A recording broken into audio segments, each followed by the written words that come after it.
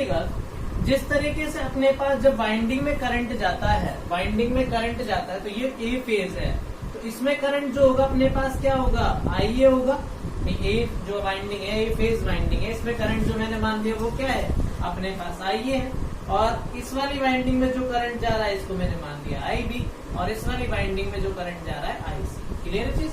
अब आपको पता है कि जो तीनों फेज हैं, जैसे मैं आईए लिखूं, आईए जो करंट होगा मेरे पास, ये आईए किसके बराबर होगा, ये होगा आई एम साइन ओमेगा टी के बराबर। क्लियर चीज।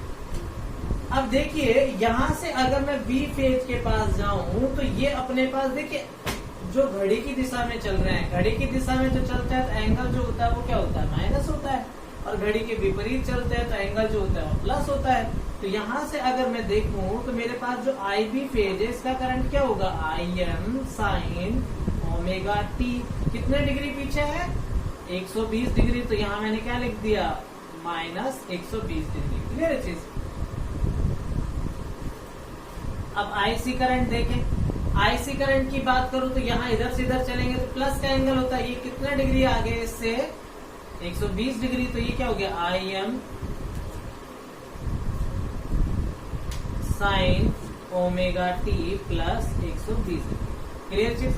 तो अपने पास जो तीनों फेज है, तीनों फेज के करंट आपको समझ में आ गए होंगे कि यहाँ जो मेरे पास करंट है आई ए बराबर, यहाँ तो इसका कोई फेज अंतर नहीं है, इसका इधर से देखें तो 0 डिग्री है, यहाँ देखें तो माइनस 120 डिग्री, या तो फिर इसको ऐसा भी लिख सकते हो प्लस 240 लिख दो, या फिर माइनस 120 लिख दो। क्लियर है चीज। तो यहाँ मेरे पास तीनों वाइंडिंग के करंट आ गए। अब देखिएगा जब भी यहाँ नंबर ऑफ टर्न्स जो है मैं एन ले लेता हूँ, इसमें भी नंबर ऑफ टर्न्स एन है और यहाँ भी नंबर ऑफ टर्न्स एन है। ठीक है, इन लपेटों की संख्या जो प्रत्येक वाइंडिंग में मानी है मैंने, वो कितनी मानी है, एन मान के चल रहे हैं। यहाँ भी एन है, यहाँ भी एन है, यहाँ भी एन है। तो जैसे ही अपने पास करंट इस वाली वाइंडिंग में जाएगा तो जो ए फेज है इसका जो एमएमएफ होगा वो क्या होगा, एन इंटू आई ए। क्लियर चीज। इसी तरीके से अपने पास जो बी फेज का होगा वो क्या होगा, एन इंटू आई बी, और जो अपने पास सी फेज होगा इसका जो एमएमएफ होगा क्या होगा, एन इंटू आई सी। यानी कि एमएमएफ क्या होता है, प्रोडक्ट होता है अपने पास, यानी कि गुणनफल होता है लपेटों की संख्या और धारा का। तो यहाँ जब इस वाइंडिंग में करंट जाएगा तो ये अपना एमएमएफ बनाएगा, उसको मैंने क्या लिख दिया, एफ ए लिख दिया। क्या लिख दिया, एफ ए। इस वाली वाइंडिंग का जो एमएमएफ होगा वो क्या हो गया, एफ बी होगा, और इसका जो होगा अपने पास क्या होगा, एफ सी होगा। क्लियर है चीज। अब देखिएगा यहाँ जो आई है, आई ए की वैल्यू किसके बराबर है, I m sine omega t. तो यहाँ मैंने क्या लिख दिया, n into I m sine omega t, ये इसका एमएमएफ हो गया। इसका जो एमएमएफ निकालेंगे बी फेज का, ये होगा n into n I m sine omega t minus 120 degree. Clear चीज। और इस वाली फेज वाइंडिंग का देखेंगे ये क्या होगा, n into I m sine omega t plus 120 degree. Clear चीज। तो तीनों वाइंडिंग का जो मेरे पास क्या आ गया, एमएमएफ आ गया। अब देखिएगा अगर मैं मानूं कि रिजल्टेंट यानी कि जो इसका परिणामी जो अपने पास चुंबकीय वाहक बल होगा, परिणामी एमएमएफ की बात करूं तो देखिएगा परिणामी एमएमएफ अगर मैं लूं कि सपोज दैट आप मान लेते हैं कि जो रिजल्टेंट एमएमएफ है यानी कि एफ आर, ठीक है, वो इधर है। क्लियर। और ये एंगल जो माना है मैंने क्या मान लिया, थीटा। क्लियर जी। अब देखिएगा कि आपने मैकेनिक्स यानी कि जो अपने पास मैकेनिक्स पढ़ी होगी उसमें फोर्स ऑफ रेजोल्यूशन पढ़ा होगा, यानी वर्क्स ऑफ कैलकुलेशन पढ़ा होगा, तो आपने देखा होगा अगर ये मेरे पास कोई फोर्स है, इस तरीके से आपने देखा होगा कि यहाँ अपने पास कोई ये एफ आर है और ये एफ ए है और ये एफ बी है, इसके टुकड़े करते हो ना तो ये क्या हो जाता है अपने पास, एफ ए कॉस थीटा हो जाता है, और ये वाला टुकड़ा क्या हो जाता है, एफ ए साइन थीटा। तो ये किसके बराबर होगा, एफ आर। यहाँ से अगर इसका देखा जाए तो रिजल्टेंट एमएमएफ जो ले रहे हैं अपन, तो ये एफ आर जो इधर है, तो ये तीनों का सम होना चाहिए। ठीक है, तीनों का सम होना चाहिए, तीनों का सम होना चाहिए, तो क्या होगा, रिजल्टेंट ईएमएफ की बात करूं मैं, एफ आर क्या होगा, f a plus f b plus f c. लेकिन जो एफ आर ले रहे हैं हम वो अपने पास वो रिजल्टेंट ले रहे हैं एफ ए की साइड, और वो किस एंगल पर, थीटा एंगल पर ले रहे हैं। तो जो एफ ए होगा मेरे पास, ये होगा क्या, F A cos theta. Clear है चीज, एफ ए, इसे आप एफ ए ले लीजिए, ये अपने पास जो है रिजल्टेंट एफ ए आ रहा है और कितने एंगल से आ रहा है, थीटा एंगल से। तो देखिएगा इसका जो टुकड़ा होगा एफ ए का, ये होगा अपने पास एफ ए कॉस थीटा। तो यहाँ से देखिए अगर इस एंगल से देखा जाए मेरे पास, तो ये एंगल कितना हो गया मेरे पास, 120 प्लस थीटा। तो ये कितना हो जाएगा, plus F a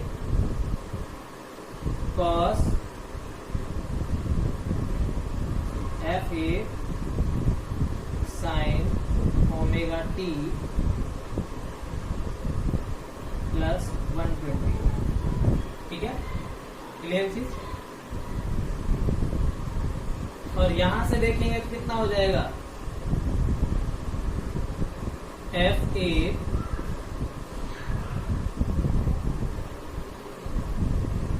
sine 120 omega t minus 120। ठीक है, सॉरी ओमेगा टी नहीं है, ये थीटा है और ये भी क्या है, थीटा है। क्लियर है चीज। एक बार चैट बॉक्स में कमेंट करके बताएं यहाँ तक कोई डाउट, एक बार चैट बॉक्स में कमेंट करके बता दीजिए, फिर आगे बढ़ते हैं।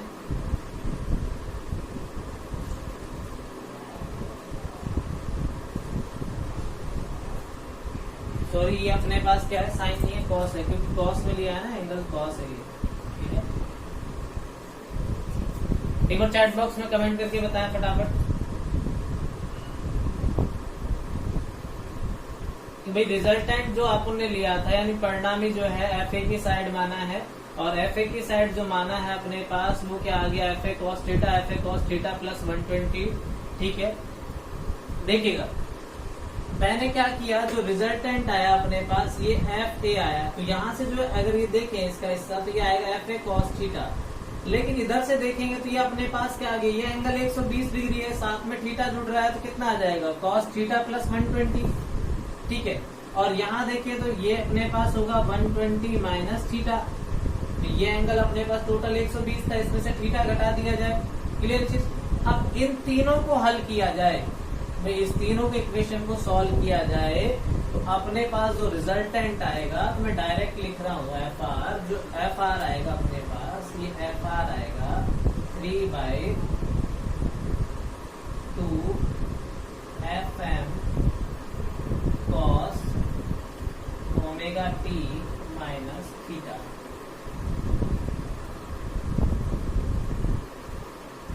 क्लियर चीज, क्लियर।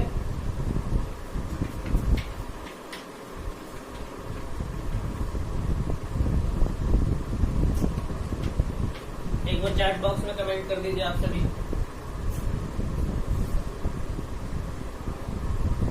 सुरेंद्र परेता, पूनम चंद, रघुनाथ, रवि शर्मा, दीपू मीना, ब्रजेश सांगित, फतेह चंद, रमेश सुंडा, दिलराज योगी।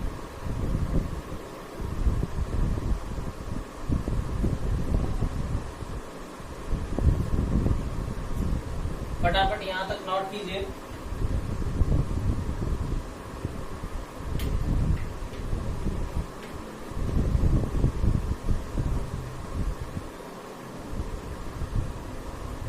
देखिएगा भाई यहाँ एक वाइंडिंग, दो वाइंडिंग, तीन वाइंडिंग, तीनों वाइंडिंग के एमएमएफ होंगे। सिंपल याद रखिए एफ ए, एफ बी और एफ सी। मैंने माना कि जो इसका परिणामी आ रहा है वो एफ ए की दिशा में आ रहा है, तो एफ ए कॉस थीटा हो गया, ये F A cos theta minus theta plus ये जो एंगल है ये प्लस था, ये 120 प्लस ये थीटा, यानी कि थीटा प्लस 120, और ये कितना हो गया, एफ ए बराबर 120 माइनस थीटा। अब मैं यहाँ जो कहने वाला हूँ ध्यान से सुनिए कि एफ ए का मान जो है NAIM into sine omega T है, यहाँ रखेंगे, फिर इसको सॉल्व करेंगे तो ये अपने पास इक्वेशन आएगी एफ ए आर बराबर 3/2 f m cos theta omega t minus theta. तो ये याद रखने की जरूरत नहीं है, यहाँ अपने पास इम्पोर्टेंट जो फॉर्मूला है समझने वाला वो याद रखिए ये है। अब देखिएगा इस पर इतना ध्यान देने की जरूरत नहीं है आपको, क्योंकि कैलकुलेशन आप लोगों से होगी नहीं। ठीक है, मेनली जो आपको ध्यान रखना है वो याद रखना है कि यहाँ से एक क्वेश्चन आता है कि जो अपने पास 3 फेज इंडक्शन मोटर है उसमें अपने पास जो मैक्सिमम यानी अधिकतम चुंबकीय क्षेत्र का मान कितना होता है, 3/2 FM, यानी अधिकतम फ्लक्स का कितना होता है, 1.5 गुना होता है। अधिकतम फ्लक्स का कितना होता है, 1.5 गुना होता है। तो इस चीज के बारे में आप थोड़ा सा ध्यान रखें। क्लियर चीज, यहाँ से किस टाइप का, देखिए अधिकतम मान इसको भूल जाइए, यहाँ थोड़ा सा फोकस रखिएगा, है ना, कि भाई cos थीटा का अधिकतम मान क्या होता है। भाई ये जो है अपने पास cos थीटा का अधिकतम मान कितना होता है, अधिकतम मान 1 होता है। और 1 कब हो सकता है, जब थीटा बराबर 0 हो। तो ये जो पूरी वैल्यू है मेरे पास, ये ओमेगा टी माइनस थीटा अगर 0 हो जाए तभी तो ये अधिकतम आएगा। तो यहाँ ओमेगा टी बराबर क्या आ जाएगा, थीटा पक्षांतरण कर दिया आपने। क्लियर चीज, आप देखिएगा ओमेगा बराबर क्या होता है, ओमेगा बराबर होता है 2πf, एसी थ्योरी में पढ़ाया था आपको।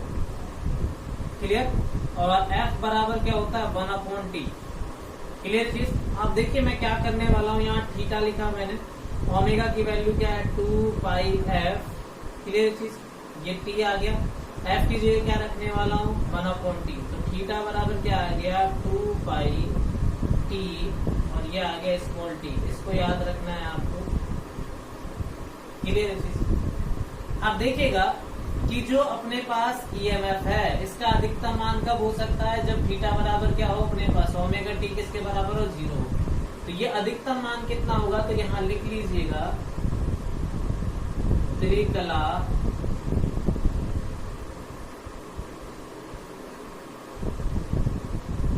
यहाँ लिखिए 3 फेज वाइंडिंग में चुंबकीय क्षेत्र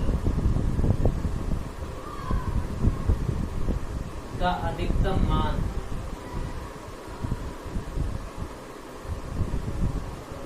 ठीक है, अधिकतम मान, अधिकतम फ्लक्स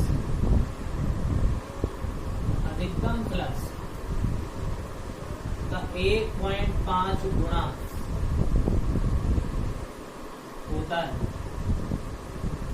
एंड जो फ्लक्स का मान आएगा, भाई अपने पास फ्लक्स क्या होता है, फ्लक्स φm याद है क्या, ये होता है एमएमएफ अपॉन रिलक्टेंस। क्लियर चीज, एमएमएफ अपॉन रिलक्टेंस। एमएमएफ मेरे पास कितना है, अधिकतम 1.5 गुने के बराबर आ रहा है, तो फ्लक्स भी मेरे पास क्या होगा, 1.5 गुना होगा। क्लियर चीज, तो यहाँ देखिएगा थीटा बराबर आया 2π/t into T.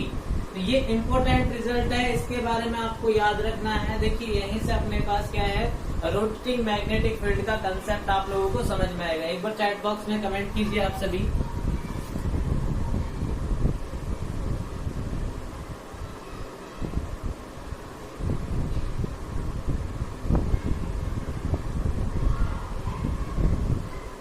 Surendra परेता, Poonam चंद, ठीक है, रघुनाथ से, रवि शर्मा, दीपू मीना, सोनलाल, ब्रजेश जहांगीर, फतेह चंद, रमेश सुंडा, दुर्गा जोगी।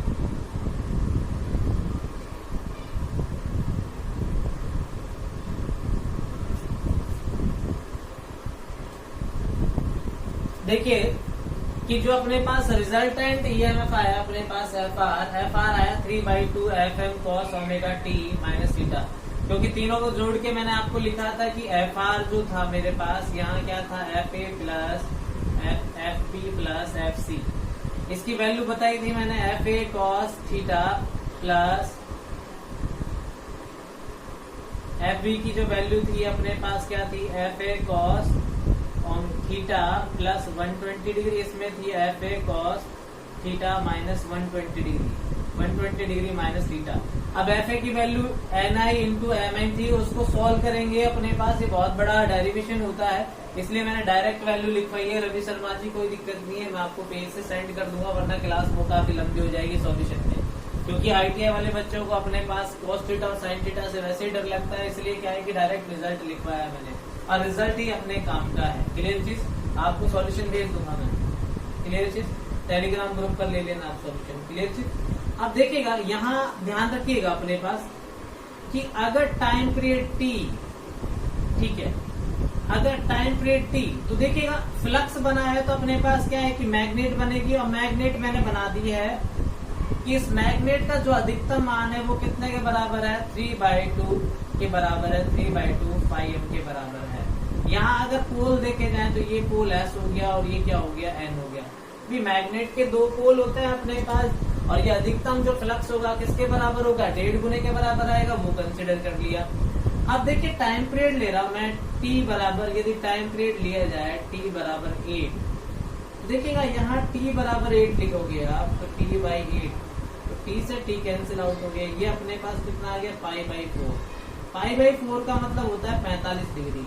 क्या होता है 45 डिग्री, यानी कि जब समय अपने पास t बटा 8 होगा तो ये मैग्नेट जो है 45 डिग्री घूम जाएगी। कितने डिग्री घूम जाएगी 45 डिग्री घूम जाएगी। और 45 डिग्री क्या होगा एंटी क्लॉकवाइज, क्योंकि एंगल क्या है मेरे पास पॉजिटिव है। तो देखिए यहाँ s आ जाएगा और यहाँ n आ जाएगा और ये एंगल कितना आ गया 45 डिग्री। क्लियर चीज।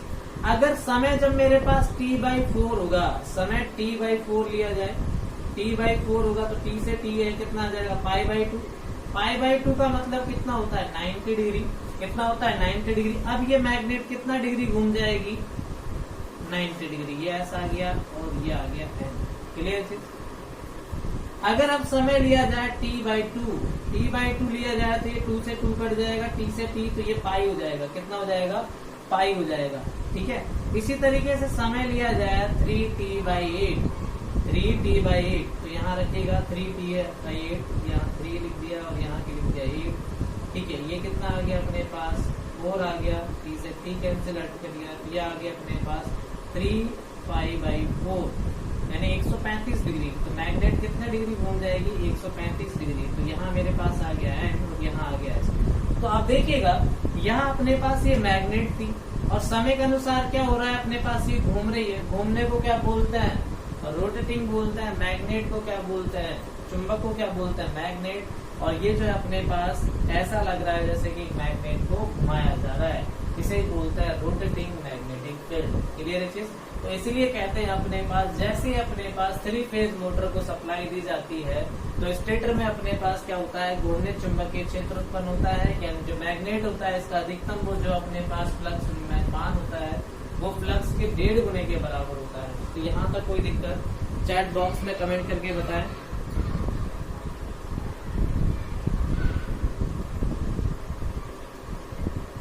सुरेंद्र परिता, पूनम चंद, रघुनाथ सिंह, रवि शर्मा, दीपू मीना, सोहन लाल, ब्रजेश जहांगीर, फतेह चंद, दिलराज जोगी। चैट बॉक्स में फटाफट कमेंट कर दीजिए।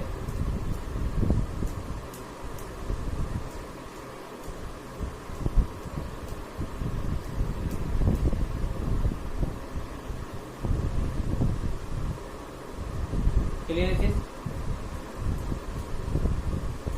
ठीक है।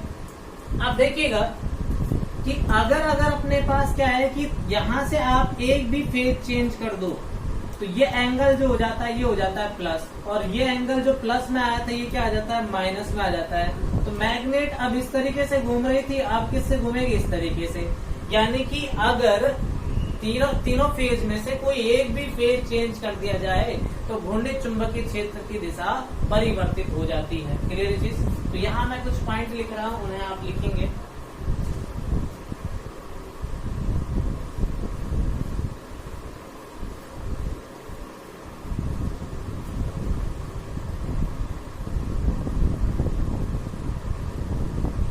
थ्री फेज सप्लाई देने पर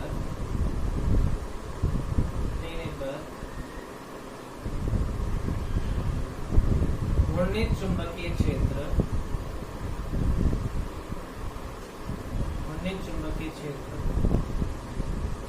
उत्पन्न होता है। ठीक है, उत्पन्न होता है। ये चीज आपको क्लियर समझ में आ गई। दूसरा जो पॉइंट अपने पास किसी भी 2 फेजों को चेंज कर देने पर, ठीक है, तो अपने पास इसके क्या होगा ये एंगल चेंज हो जाता है तो अपने पास डायरेक्शन चेंज हो जाती है। तो यहाँ लिखिएगा किन्हीं भी 2 फेजों को परिवर्तित कर देने पर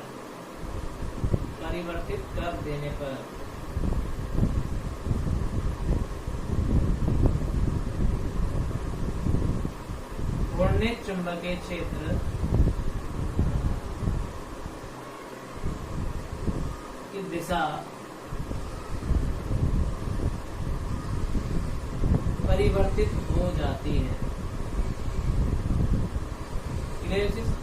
भाई किन्हीं भी दो फेजों को आपने चेंज कर दिया, तो ये जो डायरेक्शन है कि मैग्नेट में जो एंगल आ रहा था वो प्लस की जगह क्या हो जाता है माइनस, तो वो उल्टी घूमने लग जाती है। तो घूर्णित चुंबकीय क्षेत्र की दिशा भी क्या हो जाएगी, चेंज हो जाएगी। क्लियर है चीज? मेरा चैट बॉक्स में कमेंट कीजिएगा आप सभी।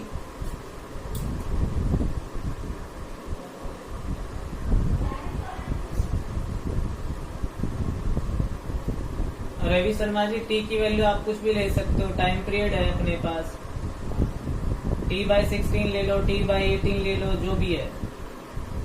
मैक्सिमम जो टाइम पीरियड होगा अपने पास वो 2π है। मिनिमम आप कोई सा भी हिस्सा ले लो अपने पास, वो तो 45 डिग्री घुमाई है मैंने, 1 डिग्री भी घूम सकती है, आधा डिग्री भी घूम सकती है। ठीक है, टाइम पीरियड अपने पास 20 मिली सेकेंड होता है ना फ्रीक्वेंसी के अकॉर्डिंग, उसके अकॉर्डिंग आप वैल्यू ले लो।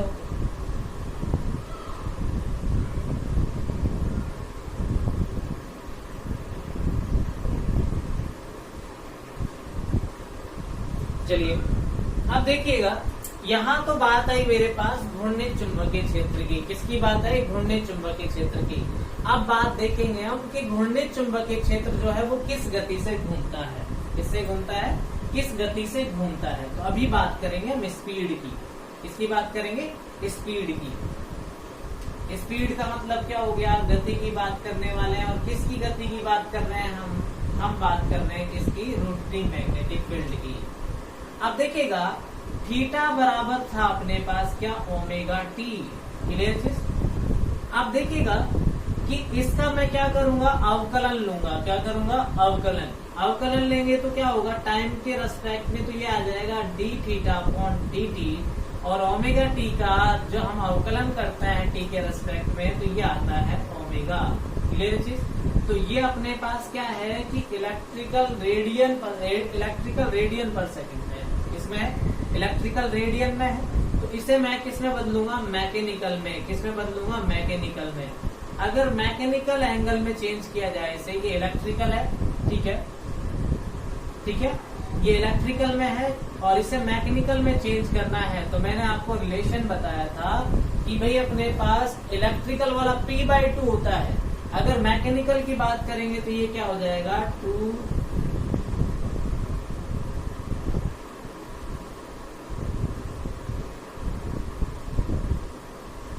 भाई इलेक्ट्रिकल वाला अपने पास क्या होता है? p/2 होता है जब इलेक्ट्रिकल निकालता है, तो मैं मैकेनिकल निकाल रहा हूँ तो ये क्या हो जाएगा? 2/p ओमेगा ई। और आपको मालूम है कि ओमेगा ई जो होता है अपने पास वो किसके बराबर होता है? 2πf के बराबर होता है। तो यहाँ वैल्यू लिखिएगा आप, ये आ गया 2, ये आ गया p और ये आ गया 2πf। क्लियर चीज? अब जो ओमेगा एम है, ओमेगा एन जो बराबर होता है, ओमेगा एम ये होता है 2πn के बराबर होता है। किसके बराबर होता है? 2πn के बराबर।